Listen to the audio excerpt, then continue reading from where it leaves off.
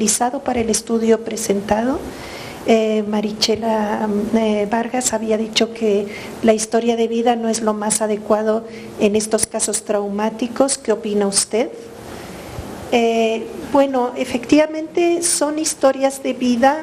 En realidad entrevistamos a 14 mujeres, las entrevistamos en reiteradas ocasiones, es decir, no fue una sola entrevista. En México también entrevistamos a 12 mujeres en Milán, porque el propósito inicial era ver, en este caso concreto de esta entrevista, era ver, digamos, los procesos de organización y de superación, muchas veces de situaciones de violencia, a través justamente de la migración. Entonces, yo creo que en este caso, muchas de las mujeres que entrevistamos y que sí habían vivido situaciones muy traumáticas, habían contado muchas veces su historia, y efectivamente la superación de un trauma representa eso, muchas veces volver a contarlo y volver a contarlo hasta 100 veces. Y de hecho el grupo que tienen, que les decía, se reúnen muchas de estas mujeres, en el caso de México, en una casa, ¿no? que está en un sitio muy bonito. Ellas van regularmente y tienen terapia, ¿no? con una terapeuta, y muchas veces en esto consiste la terapia de grupo, en contar y volver a contar el trauma, ¿no? Entonces esto fue en cuanto al método. Me preguntan a qué me refiero en cuanto a la anulación de la subjetividad.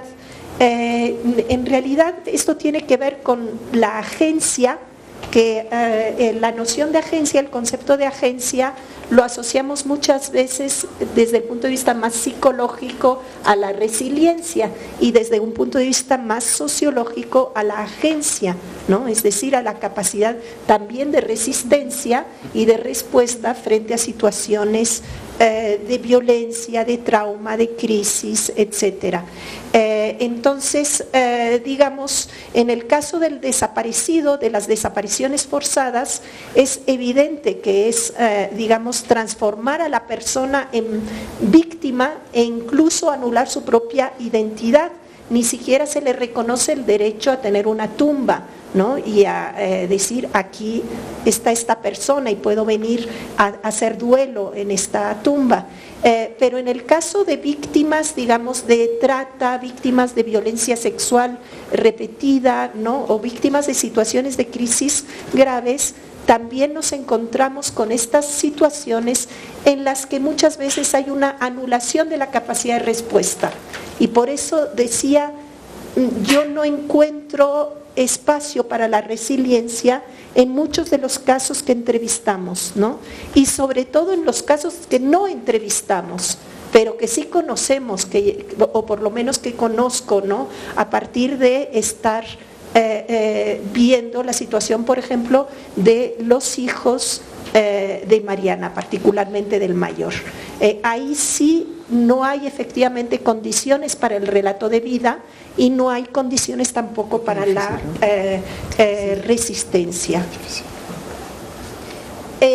¿Cuál es la responsabilidad de los gobiernos nacionales de las comunidades de origen frente al proceso migratorio y qué están haciendo?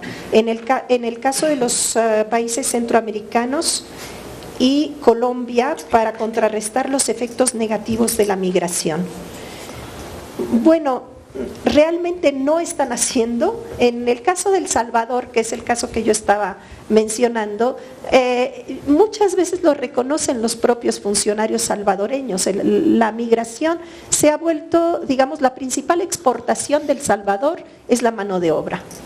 Entonces, ¿por qué luchar contra la emigración si esto es el principal ingreso del país, ¿no? de tal manera que hay muy poco. En algunos casos, digamos, había antes programas de desarrollo local. En el caso de México hay programas de desarrollo local, pero se apoyan muchas veces en la propia migración, ¿no? Es decir, en los migrantes que envían remesas para el desarrollo local en lugar de que el gobierno, o complementando los aportes del gobierno. Ya, muchas gracias por las preguntas, porque permiten clarificar una serie de cosas. Una cosita, yo no he querido decir que no se puede utilizar el relato de vida en situaciones de trauma. Yo lo que he querido decir es que cuando yo trabajo con personas que esperan el asilo político y que están en esa incertidumbre, ¿tendré o no el asilo político? Esas personas no pueden ponerse en perspectiva de contar su vida, porque además están habituadas y tienen esta presión de contar su vida para justificar una serie de cosas cuando piden el asilo político, ¿no? Entonces, es eso nada más. Ahora, ¿cómo trabajar el relato de vida en un proceso terapéutico?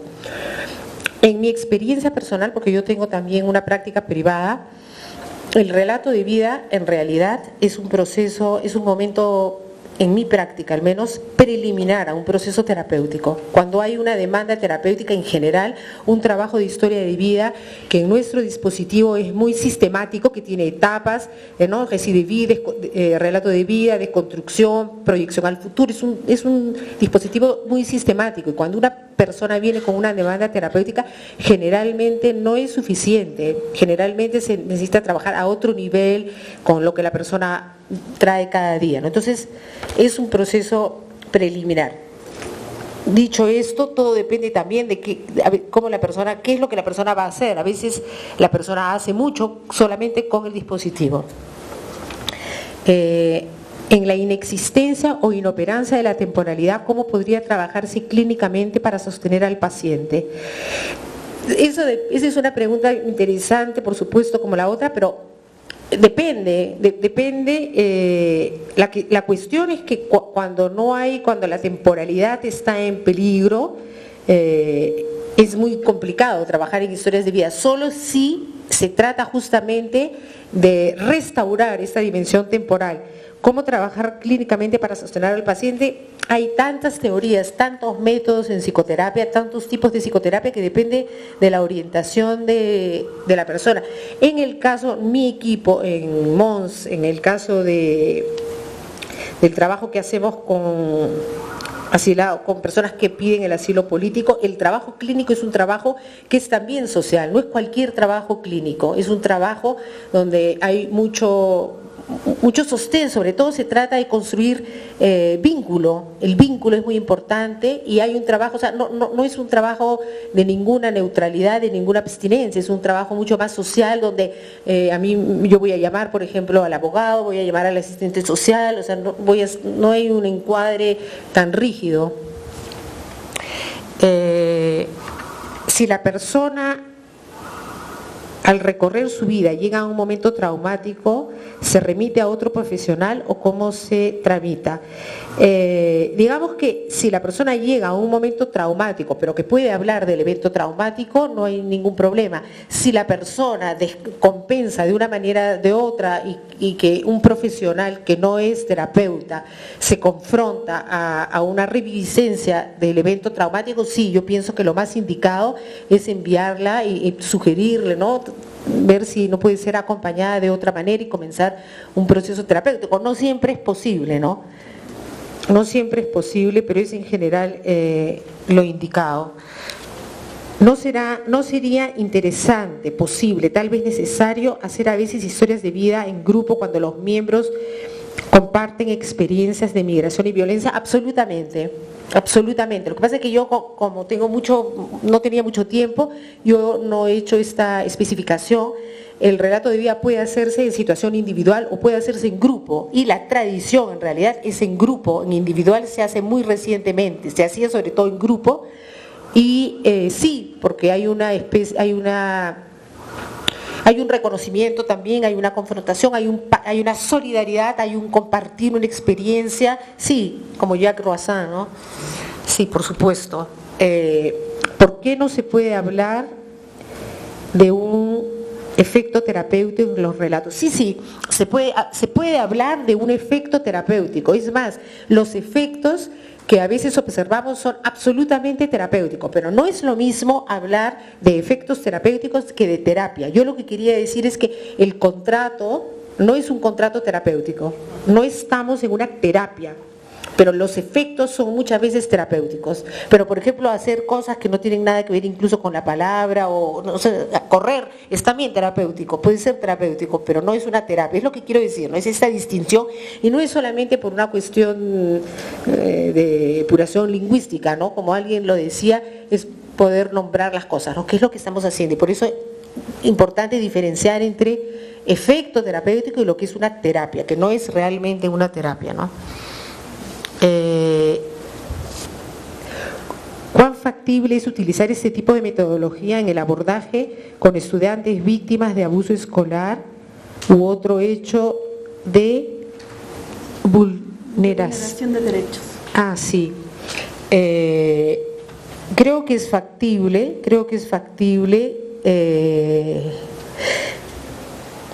lo que no sé es si la pregunta es para trabajar como una intervención el abuso escolar o para investigarlo. Para investigarlo, por supuesto, la cuestión que uno tiene que tener en cuenta es que si uno utiliza el relato de vida como método de investigación es porque se interesa ver cómo esa pregunta de investigación se inscribe en toda una historia de vida, en toda una temporalidad, ¿no? Es una cuestión diacrónica.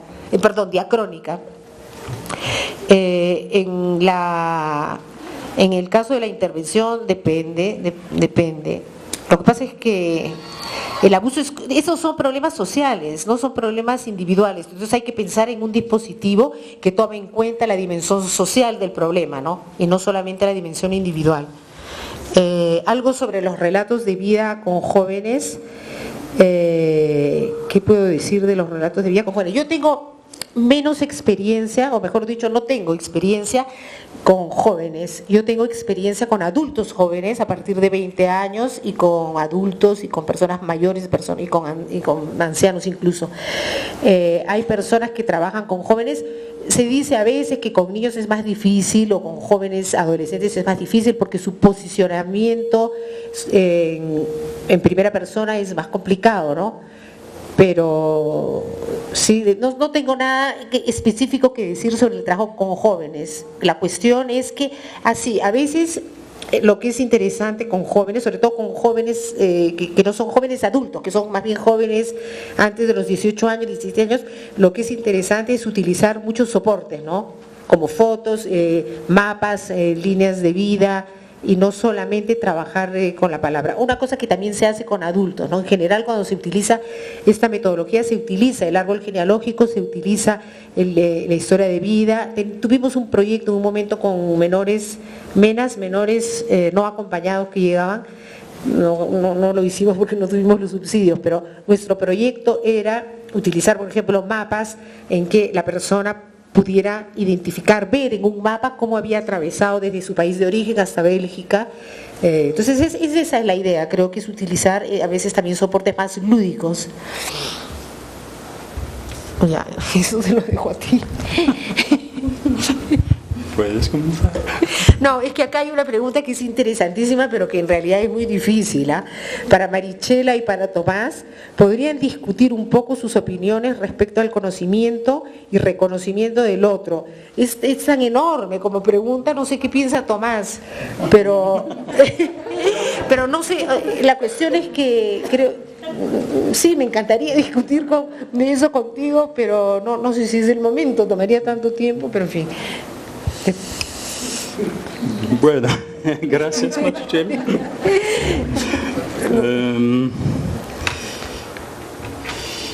Creo que el conocimiento y el reconocimiento del otro es fundamental en los oficios de la ayuda psicosocial, de la ayuda psíquica y del trabajo social. Estamos confrontados a la cuestión, a la problemática del encuentro del otro. Pero las personas víctimas de violencia también han sufrido problemáticas donde el otro ha sido destruido. Creo que es algo así.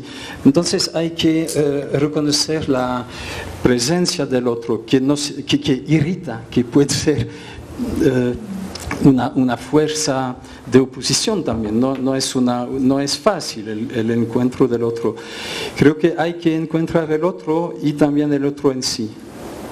Eso me parece un punto fundamental del trabajo psicosocial, cuando las personas no pueden reconocer el otro en sí mismas. Entonces, una cosa que nos interesó en el libro, en el trabajo de la filósofa francesa Marielle Massé, es que ella dice que hay que conocer el otro antes del reconocimiento.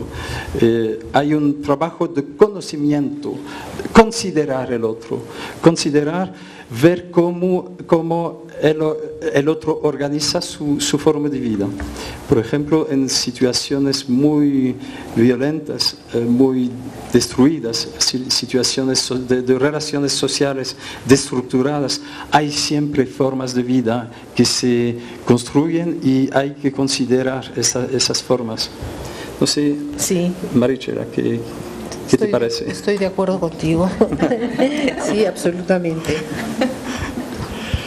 Porque con el tema del reconocimiento a veces estamos confrontados a un riesgo de la empatía, una empatía que, como decía Betty, va a impedir que el otro tenga su lugar.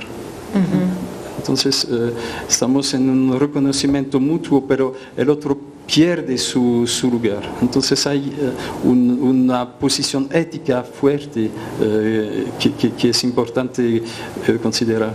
No sé, Betty, si tienes algo más sobre la visión de Marielle Massé. Bueno, sí, un poco refiriéndonos a esta autora que me parece que encaja bastante con lo que si yo había venido pensando, que siguiendo a otros autores y también a lo que he visto un poco en proyectos de desarrollo en Ecuador y en intervenciones del sector social, en políticas sociales, es la problemática de las asimetrías, o sea, ese hecho de que los profesionales se pongan en un lugar más alto que la población, que ya empieza a veces siendo un poco molestoso para esa persona que no es el profesional. Y en este sentido es que estos autores con los que estoy bastante de acuerdo están abogando por más que por el reconocimiento, por un conocimiento del otro, por verle como un igual. Sí. Por luchar contra esas asimetrías que se producen a veces porque unos conocen más, porque tienen título, porque viven en ese país mientras los otros acaban de llegar. Bueno, una serie de asimetrías que están siempre atravesando nuestras vidas y que me parece que impiden que haya esa relación directa y de igual a igual entre las personas. Un poco va por ahí ese debate y sobre la simetría, la simetría en toda relación, en desarrollo, en políticas sociales, en políticas públicas, en las relaciones también simétricas del hombre con la naturaleza, que también van por ahí. Reconocer no solamente a las otras personas, sino también a la naturaleza como un ser igual a los seres humanos. Pero bueno, son temas interesantes de abordar que siguen una discusión epistemológica, digamos, renovada en ciencias sociales, bastante reciente, que en esa línea están autores como De Scola, que es un francés que trabajó en Ecuador, con las comunidades de la Amazonía, está también Bruno Latour, están en esta línea de la simetrización. Y también esto se extiende a la simetría entre la cultura occidental y las otras culturas. O sea, son dos tipos de asimetrías contra las que hay que luchar. Bueno, no sé, aquí teníamos otras preguntas con Tomás. ¿Qué se puede decir sobre el silencio como resistencia? No sé si quieres responder. Sí. ¿Tú querías? Solamente una cosita respecto al reconocimiento. Yo soy muy de acuerdo con Betty y con Tomás sobre esa cuestión, pero la cuestión del reconocimiento es un tema enorme, ¿no? Es un tema enorme y es un tema viejo y es un tema actual a la vez. Cuando yo hablo de un proceso que pienso se da de todas maneras en la experiencia de los relatos de vida, lo digo además porque me parece una constatación clínica. O sea, creo que, como decía, si cada persona hace de la experiencia algo muy singular, de todas maneras el proceso de construcción de representaciones y el proceso de reconocimiento social opera de todas maneras.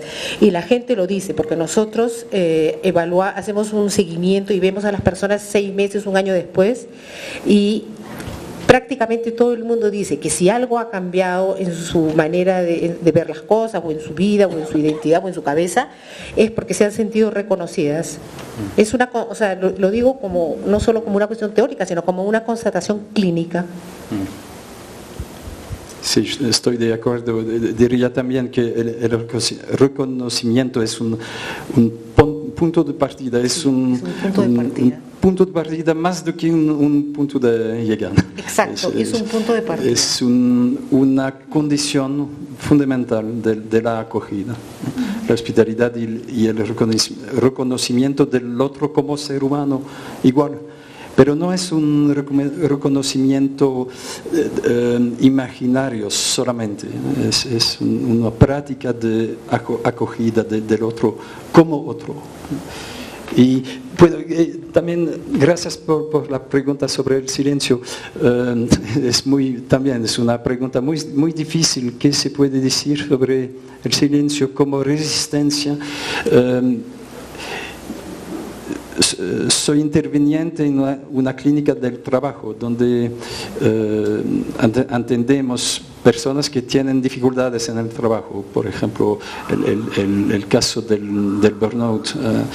Ayer hemos hablado un poco de la cuestión del silencio, las personas que se encuentran silenciadas por la violencia, por la institución, las instituciones que reproducen la cadena del silencio. Y entonces hay que ver cómo responder. Pero hay diferentes tipos de silencio. Pienso que, por ejemplo, el silencio institucional que impide la toma de palabra, que impide dar su voz, es una otra cosa que el silencio de las personas que han sufrido violencia. Porque el silencio de la víctima, la primera cosa es que es importante respetarlo, dar un lugar también al silencio. Una persona víctima de trauma no puede hablar directamente, es un hecho clínico común. Sí. Hay que respetar todo el tiempo necesario para ultrapasar el silencio. Y es posible que haya también formas de silencio que sean resistencias, pero dentro de un marco clínico o psicosocial hay que respetar el silencio, pero también el silencio puede ser una violencia de la persona que fue sujeto a la violencia. Conserva el silencio como una protección, pero también puede usar el silencio como una arma, una violencia en su turno. Entonces es una dinámica compleja y creo que sería interesante continuar la reflexión sobre el tema del silencio. Sí, muy interesante.